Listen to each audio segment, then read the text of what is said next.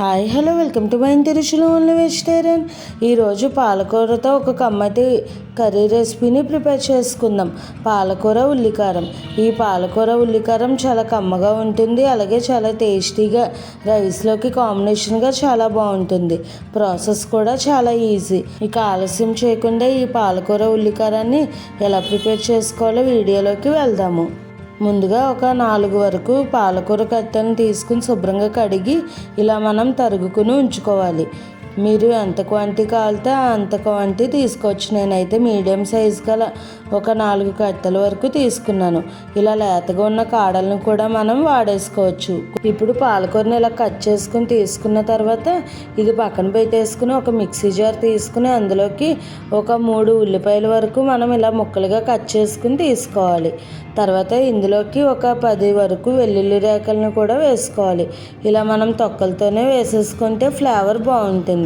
ఇప్పుడు టేస్ట్కి సరిపడా సాల్ట్, అలాగే ఒక 1/2 టీ స్పూన్ వరకు పసుపు, ఒక 1 టీ స్పూన్ లేదంటే మీరు కారానికి తగినట్టుగా కారాన్ని వేసుకుని కొంచెం బరకగా గ్రైండ్ చేసుకోవాలి. మరి మెత్తని పేస్ట్ లాగా కాకుండా కొంచెం బరకగా ఉంటే కనుక మనకు ఈ కర్రీ టేస్ట్ అన్నది బాగుంటుంది. చూసారు కదండి, నేను ఈ విధంగా గ్రైండ్ చేసుకున్నాను. ఇప్పుడు మనకు ఈ కర్రీలోకి ఉల్లికారం రెడీ అయిపోయింది, అలాగే పాలకూర కూడా రెడీగా కట్ చేసుకుని పెట్టుకుందాం. ఇప్పుడు నెక్స్ట్ ప్రాసెస్ చూద్దాం. స్టవ్ పై కడాయి పెట్టుకుని ఒక 4 టీ స్పూన్స్ వరకు ఆయిల్ని వేసుకోవాలి. ఆయిల్ హీట్ అయిన తర్వాత ఇందులోకి పోపు దినుసులు వేసుకోవాలి. శనగపప్పు, మినపప్పు, ఆవాలు, జీలకర్ర. ఇప్పుడు ఈ పోపు దినుసుల్లోకి ఒక 2 లేదా 3 ఎండుమిర్చిని కూడా వేసుకోవాలి. ఇందులో మనం పచ్చిమిర్చి కారాన్ని ఏమీ వేయము. ఎండుమిర్చి నార్మల్ కారంతోనే ఈ కర్రీ మనం ప్రాసెస్ చేస్తాము. ఇప్పుడు ఇందులోకి ఒక 2 రెమ్మల వరకు కరివేపాకును కూడా వేసుకుని ఈ తాలింపు దినుసులన్నిటినీ కూడా బాగా ఫ్రై చేసుకోవాలి.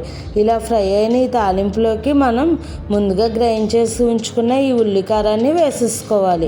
ఇప్పుడు ఇలా వేసుకున్న ఈ ఉల్లికారాన్ని మనం పచ్చివాసన పోయేంత వరకు మీడియం ఫ్లేమ్లో ఫ్రై చేసుకోవాలి.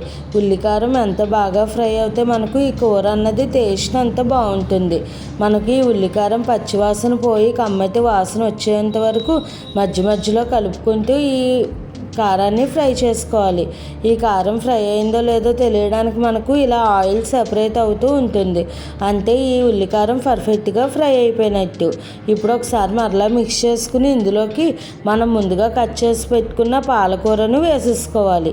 ఇప్పుడు ఇలా పాలకూరను అంతటిని కూడా వేసేసుకుని ఈ ఉల్లికారం అలాగే పాలకూర బాగా కలిసేటట్టుగా బాగా మిక్స్ చేసుకోవాలి.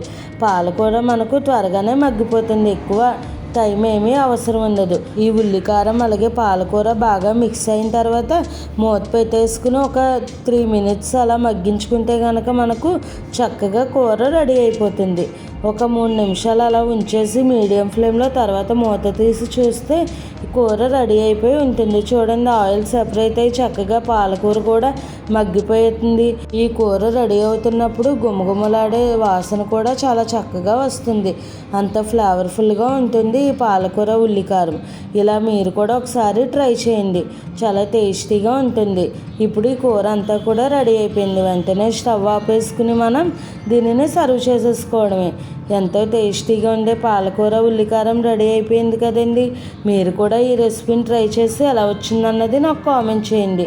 అలాగే మరిన్ని మంచి మంచి హెల్తీ టేస్టీ రెసిపీస్ కోసం నా ఛానల్ని ఫాలో అవ్వండి.